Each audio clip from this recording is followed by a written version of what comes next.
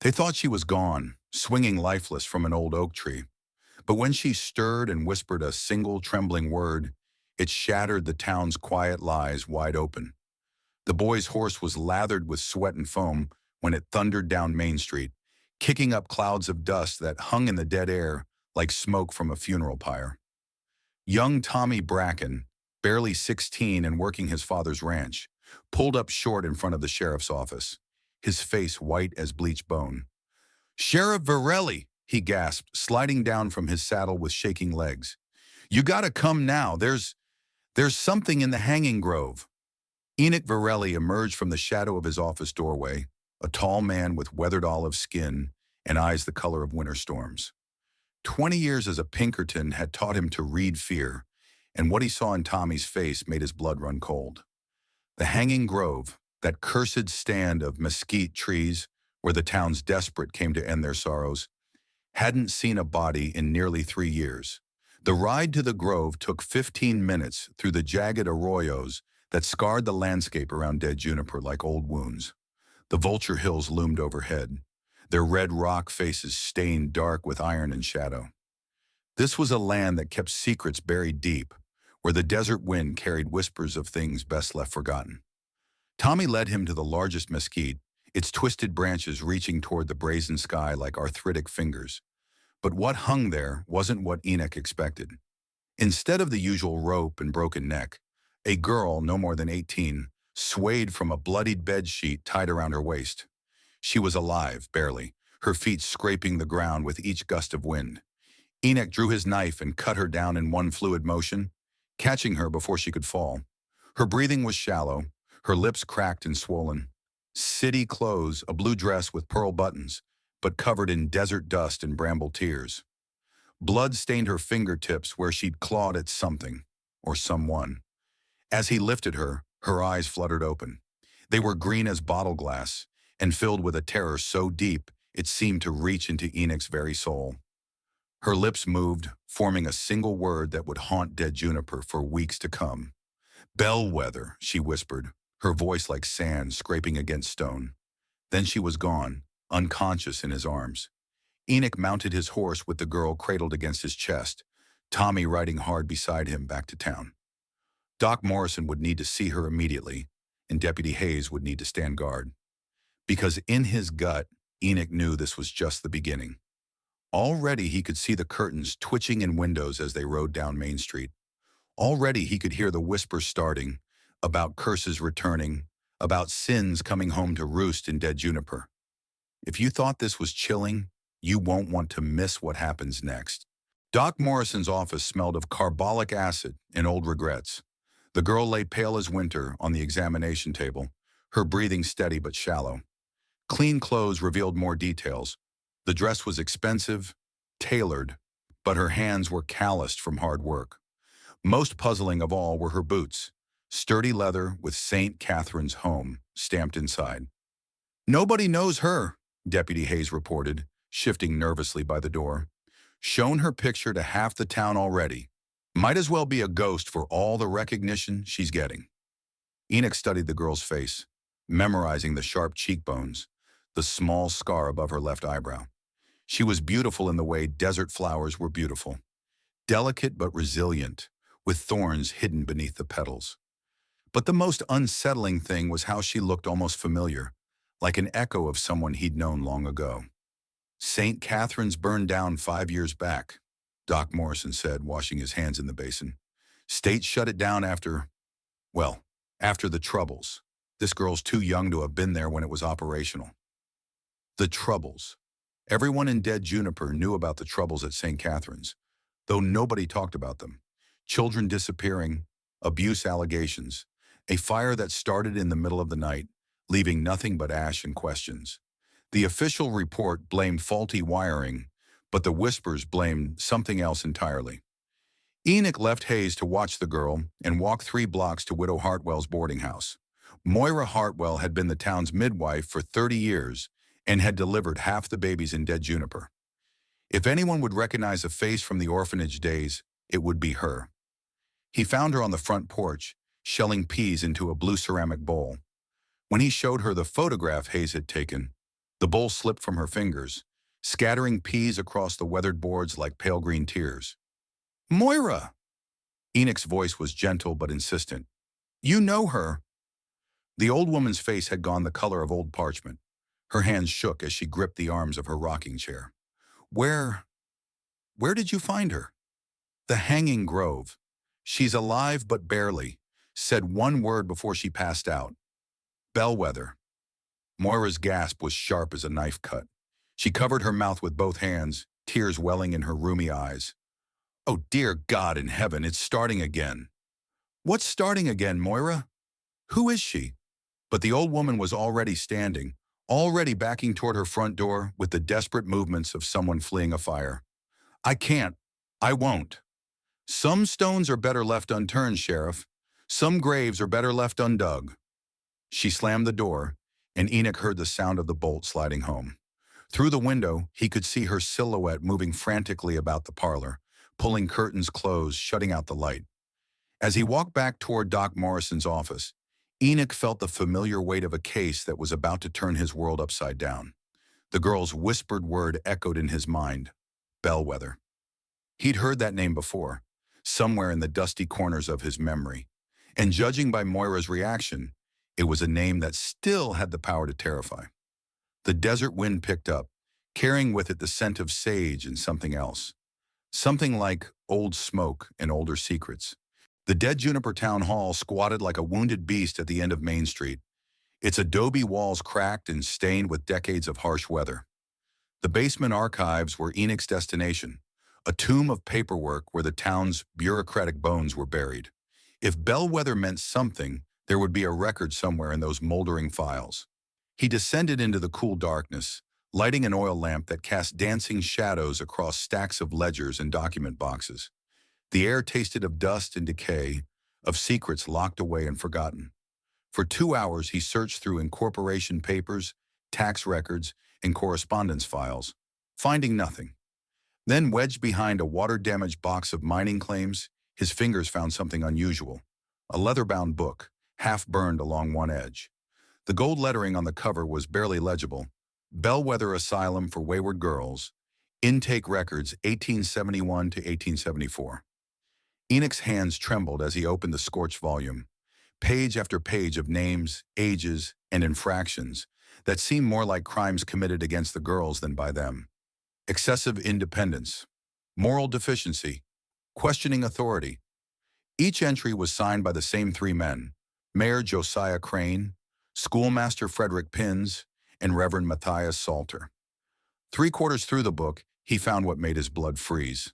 A name had been carefully entered, then violently crossed out with red ink that looked suspiciously like dried blood. Catherine Bell, age 16, admitted for correction of willful nature and inappropriate knowledge of town affairs. The photograph in his vest pocket showed the same delicate features, the same intelligent eyes. Somehow, impossibly, the girl hanging in the grove was Catherine Bell, but the dates made no sense. If she'd been 16 in 1873, she'd be over 60 now. Below Catherine's crossed-out entry, someone had written in a different hand, transferred to permanent residency, location, Canyon facility, coordinates marked. Enoch flipped to the back of the ledger, where a crude map showed the location of what could only be the original Bellwether Asylum. Not in town, as St. Catherine's had been, but hidden deep in the twisted canyons of the Vulture Hills. A place where screams would echo off stone walls and never reach the outside world. The sound of footsteps on the basement stairs made him look up. Doc Morrison appeared at the bottom, his usually steady face creased with concern. Sheriff, you need to come quick. The girl's awake, and she's asking for you. But there's something else. Doc's voice dropped to a whisper. She knew my name, knew things about me I've never told another soul, and she keeps talking about others. Says they're still out there, still trapped. Enoch closed the ledger and tucked it under his arm. The basement dawn came reluctantly to dead juniper, painting the sky the color of old blood. Enoch returned to the Hanging Grove with Deputy Hayes, searching for clues in the harsh morning light. The mesquite tree showed fresh scarring where rope had been tied multiple times. Drag marks led away in 2 directions, one toward town, the other vanishing into the Vulture Hills. "Look at this, Sheriff," Hayes called from a juniper tree 20 yards away. Carved into the bark were symbols that made Enoch's skin crawl. Three interlocking circles with lines radiating outward, like spokes of a broken wheel. Below the carving, someone had scratched the number 3 deep into the wood. The drag marks told a story of struggle. Multiple people had been pulled through the scrub brush, their heels carving furrows in the hard earth. But the tracks simply vanished at the canyon's edge, as if swallowed by stone itself. Enoch knelt at the precipice, studying the rock face. Ancient handholds had been carved into the stone, barely visible unless you knew where to look. This wasn't random violence. It was a well-planned operation by people who knew these canyons intimately. Back at Doc Morson's office, Catherine Bell sat up in bed, her green eyes bright with fever and fear. When she saw Enoch, she gripped his wrist with surprising strength. "You found the symbols," she whispered, her voice rough from her ordeal. "He marked us all. 3 circles for 3 girls. I'm the only one who escaped." "Who marked you? Who's he?" "The Reverend. He called it God's work, but it was something hungry and dark that fed on innocence." Her fingers tightened. "There are 2 more, Mercy and Hannah. They're still out there, still trapped in that terrible place below the dust." Enoch's Pinkerton training kicked in with methodical questioning. "Catherine, how long were you at Bellwether? When did you escape?" Her laugh was bitter as alkali water.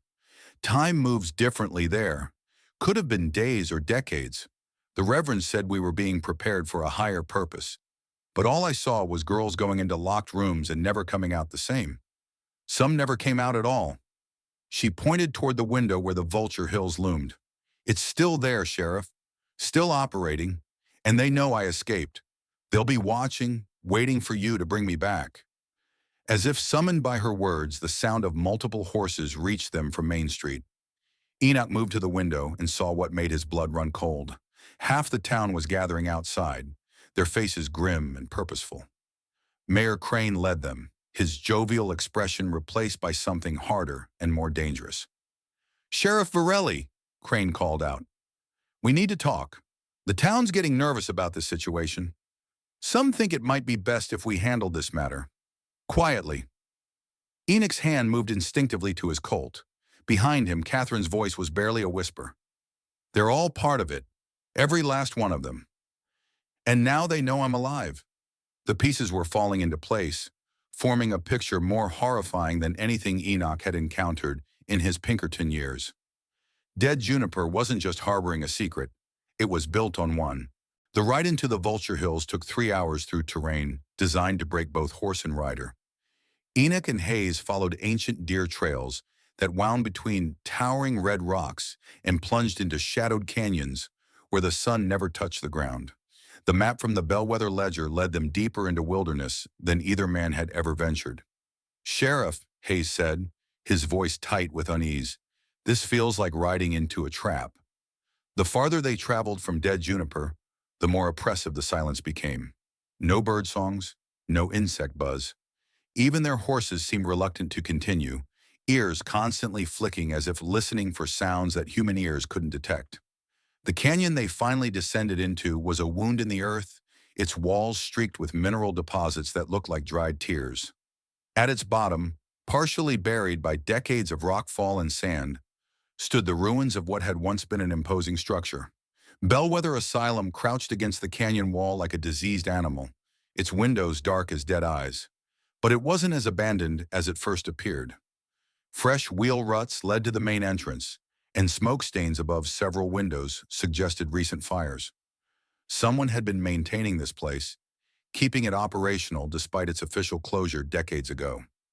The front door hung open on rusted hinges, revealing a hallway that stretched into darkness. Enoch lit a torch and stepped inside, Hayes close behind with his rifle ready. The walls were lined with doors, dozens of them, each bearing a small window at eye level. Cells, not rooms. The smell of unwashed bodies and human waste hung in the air like a physical presence. In what had once been an office, they found signs of recent habitation, a desk covered with ledgers filled with careful handwriting. Meal schedules, discipline records, treatment protocols that read more like torture manuals than medical procedures. The locked door at the corridor's end drew their attention. Unlike the others, this one was reinforced with iron bands and secured with a new lock. Scratched into the wood around it were dozens of tally marks, as if someone had been counting days or years. Hayes found the key ring hanging beside the door. Inside, they discovered 3 narrow beds with stained mattresses, chains bolted to the walls and covering every surface, carved into the stone itself, desperate messages. Please help. Names of family members. And repeated over and over, Catherine, Mercy, Hannah. On one wall, someone had carved, if you find this, know that we were innocent. The real monster wears the cloth of God. Below that, in fresher carving, Reverend Salter. Behind the building, Hayes found 2 graves marked with rough stone cairns. The third grave was empty, its earth recently disturbed. Catherine's escape route. She'd clawed her way out of her own burial plot and somehow made it 20 miles through hostile desert. As they prepared to leave, Enoch felt eyes watching from the canyon walls above. They weren't alone, and whoever was keeping watch knew they'd been discovered. The stranger rode into Dead Juniper just as the church bells were ringing for evening service, his black coat flapping behind him like raven's wings. He was tall with silver hair and winter ice eyes, sitting on his horse with the easy confidence of someone accustomed to command. The brass collar pin at his throat identified him as a man of God, but there was something about his smile that made children hide behind their mother's skirts. Reverend Josiah Salter, he announced to the gathered crowd, his voice carrying practiced authority. I'm here on behalf of my late uncle, Matthias Salter, to rebuild our family's chapel and continue the Lord's work in this blessed community. The reaction was immediate and telling. Mayor Crane's face went pale as morning frost.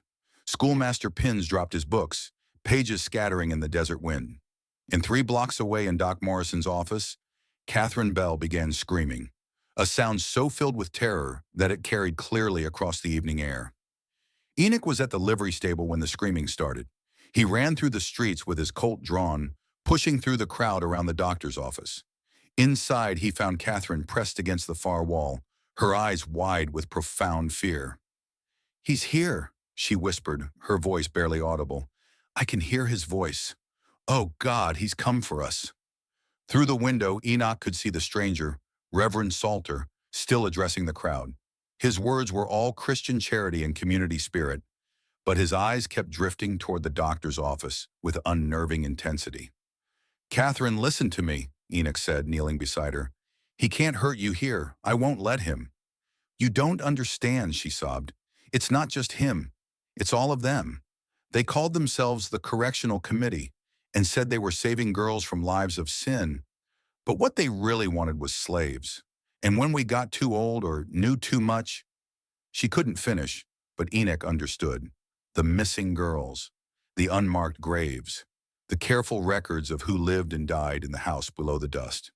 A knock at the door interrupted his thoughts. Doc Morrison answered to find Reverend Salter standing on the threshold, his smile cold as a tombstone in winter. Doctor, I heard there was an injured young lady in your care. As a man of God, I feel called to offer what comfort I can to the suffering. That won't be necessary, Enoch said, stepping into the doorway. The girl is under my protection. Salter's pale eyes studied Enoch with the calculating gaze of a predator sizing up prey. Sheriff Varelli, isn't it? I've heard so much about you. Former Pinkerton, they tell me. A man who understands the importance of discretion. The threat was subtle but unmistakable. The girl stays with me, Enoch said firmly. And if I were you, Reverend, I'd be very careful about my next move. Salter's smile never wavered, but something cold flickered behind his eyes. Of course, Sheriff. I'm sure we'll have many opportunities to discuss our community's spiritual welfare. As the false reverend walked away, Enoch knew the game had changed completely. Catherine's story came out in fragments over the next 2 hours, each revelation more damning than the last. She sat wrapped in Doc Morrison's heaviest blanket, but her shaking had nothing to do with cold. These were the tremors of a soul trying to purge itself of memories too terrible to carry alone. There were 3 of us brought to Bellwether that last time, she whispered, her green eyes fixed on something only she could see. Mercy Caldwell, She couldn't have been more than 15. And Hannah Price, who made the mistake of asking too many questions about where her little sister had gone. Enoch leaned forward, his notepad forgotten. How many girls total, Catherine? Over all the years. Dozens, maybe more. They took the ones nobody would miss. Orphans, girls from poor families, anyone who'd seen or heard something the committee didn't want getting out. Her voice cracked. They called it correction, but it was slavery. We worked their secret mining operations in the deep canyons, places where no decent person would ever think to look.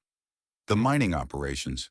That explained the fresh wheel ruts at Bellwether, the signs of recent activity. Whatever the committee was hiding, it was valuable enough to justify murder. But you escaped, Enoch said gently. How? Catherine's laugh was bitter as alkali water. I died, or they thought I did. Fever took me so bad they threw me in the burial ground without checking too close. Took me 3 days to claw my way out of that shallow grave, another 4 to make it to where you found me. Doc Morrison looked up from preparing a sedative. The rope burns on your waist. They weren't from hanging. Someone tied you to that tree. Insurance, Catherine said with a shudder. If I was found, it would look like suicide. Another troubled girl who couldn't bear the weight of her sins. The committee's been covering their tracks that way for years. The sound of boots on the porch made them freeze. Through the window, Enoch could see a group of men approaching. Mayor Crane, Schoolmaster Pins, and 3 town council members. Their faces were grim with purpose, and several carried weapons. Sheriff Varelli, Mayor Crane called through the door. We need to discuss this situation. The town's getting restless. Some folks think this girl might be unstable, dangerous even. Enoch stepped onto the porch, closing the door firmly behind him. Evening, Mayor. Gentlemen. Little late for a social call, isn't it? Cut the pleasantries, Varelli, Schoolmaster Pin snapped. We know what she's been telling you. Fairy tales about secret asylums and missing girls. The ravings of a disturbed mind. Funny thing about fairy tales, Enoch replied, his hand resting on his gun. Sometimes they turn out to be true. Found some interesting reading in the town archives today. Old ledgers, maps, intake records. The men exchanged glances that confirmed every suspicion Enoch had been harboring. These weren't concerned citizens. They were conspirators whose secret was finally coming to light. This matter isn't finished, Mayor Crane said finally, his words carrying the weight of a threat. As they walked away, Enoch knew the real confrontation was yet to come. The mob gathered just after midnight, their torches turning Main Street into a river of flickering orange light. Enoch watched them from Doc Morrison's window. 20 men, maybe 25, led by Mayor Crane and the false Reverend Salter. They carried the desperate energy of people whose carefully constructed lies were crumbling around them. Sheriff! Mayor Crane's voice echoed off the adobe buildings. We need to talk. This has gone far enough.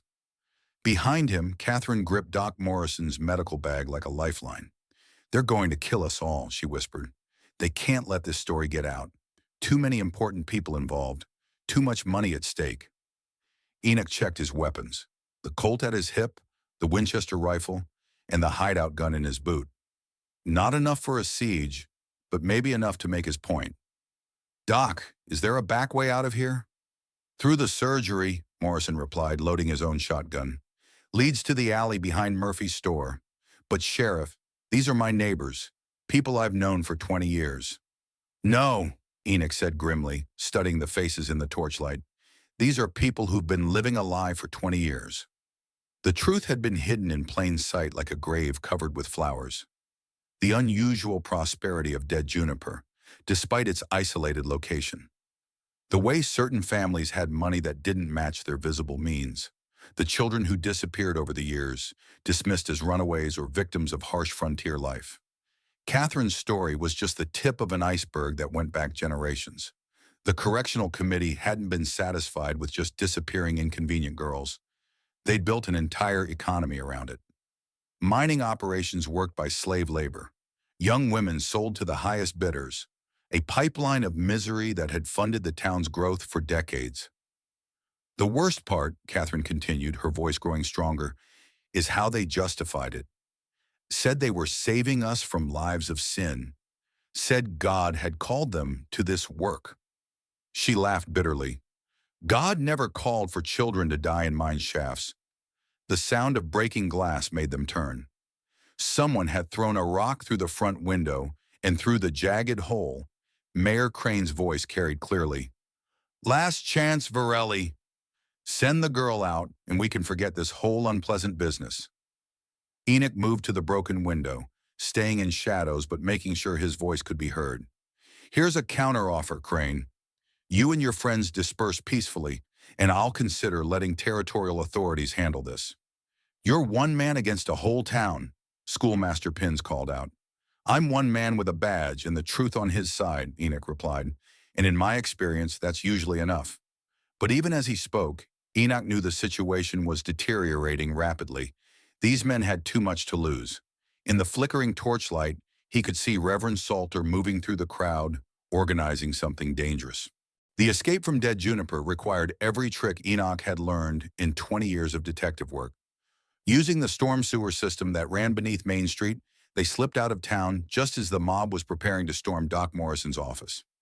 By the time Crane and his men kicked down the door, they found nothing but empty rooms and the echoes of their own guilt. Catherine proved to be a better guide than Enoch had expected. Despite her trauma, she remembered every twist and turn of the canyon routes that led to Bellwether.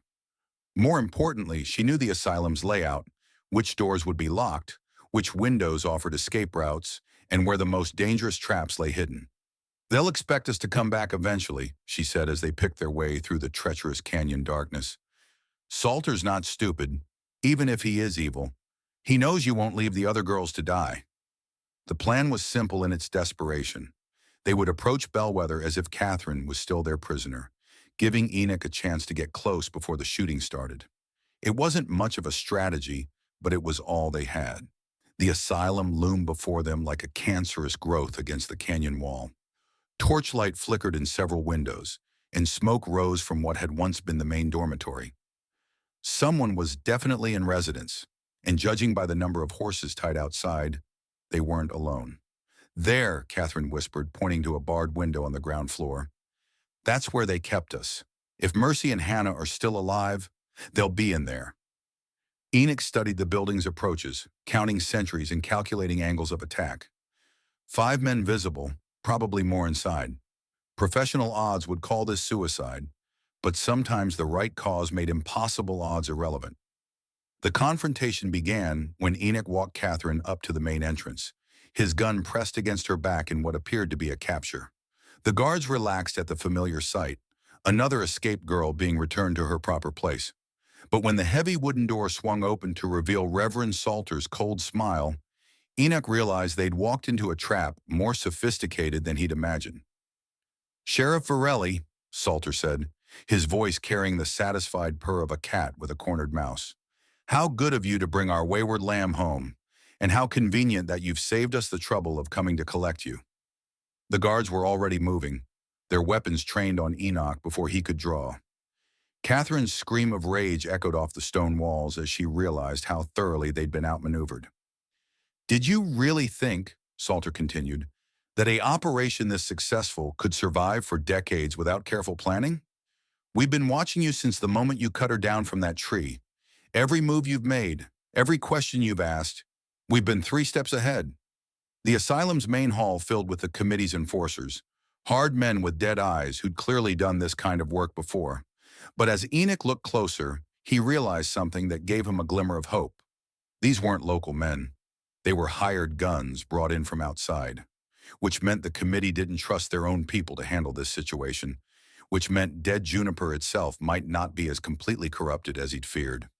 In the flickering candlelight that danced off the ancient stone walls, Enoch prepared for the fight that would determine whether justice finally came to Bellwether, or whether its secrets would be buried forever in the desert silence. The gunfight in Bellwether's halls was brief but decisive. Enoch had one advantage the committee hadn't counted on. Catherine knew every secret passage, every hidden door in the asylum's twisted architecture.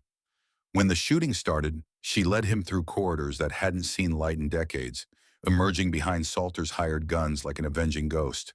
The false reverend's confidence crumbled as his carefully laid trap became a hunting ground where he was the prey. Enoch's Pinkerton training served him well in the maze of stone corridors, each shot precise and purposeful. But it was Catherine who delivered the killing blow, driving a rusty medical scalpel between Salter's ribs as he tried to flee. "That's for Mercy," she whispered as he fell, "and Hannah, and all the others." They found the surviving girls in the deep cells, Hannah Price, barely alive but breathing, and two others brought to Bellwether more recently. Mercy Caldwell's body lay in the cell beside them, her small frame finally at rest. Enoch set the building ablaze before they left, ensuring Bellwether's reign of terror would end in cleansing fire. The ride back to Dead Juniper revealed a town in chaos. Word of the committee's crimes had spread like wildfire, carried by Deputy Hayes and Doc Morrison. Mayor Crane and Schoolmaster Pins had barricaded themselves in the town hall, but their support had evaporated. The citizens were finally seeing their leaders for what they truly were. "It's over," Catherine said as they watched smoke rise from the asylum behind them. "But it doesn't feel like victory. Too many died for too many years." Territorial authorities arrived 3 days later. The surviving committee members were arrested and transported to face trial. The mining operations were shut down, the unmarked graves properly consecrated, and the machinery of exploitation finally dismantled. But for Enoch, the real revelation came in Catherine's final confession as he prepared to leave Dead Juniper forever. His badge lay on the sheriff's desk, his resignation filed with territorial headquarters. "There's something I never told you," Catherine said, her green eyes holding bottomless sorrow, "about why they really wanted me silenced." She pulled out a faded photograph, a woman with dark hair and gentle eyes holding a baby. "Your mother, Sheriff, Maria Varelli. She was one of the first girls they took. You were born at Bellwether, in a cell not much bigger than a grave." The world tilted as Enoch stared at the photograph. The woman's face was familiar. He'd seen it in dreams, in half-remembered fragments of a childhood he'd thought was lost. "You were one of us," Catherine whispered. As Enoch rode out of Dead Juniper for the last time, he carried more than satisfaction of justice served. He carried the knowledge that his own story was linked to Bellwether's horrors, that his mother had died so he could live. The desert wind carried him south toward new territories, new chances to set right the wrongs done in shadows. Behind him, Dead Juniper began rebuilding itself on truth instead of lies. If you thought these were crazy, you won't want to miss what happens in this next video.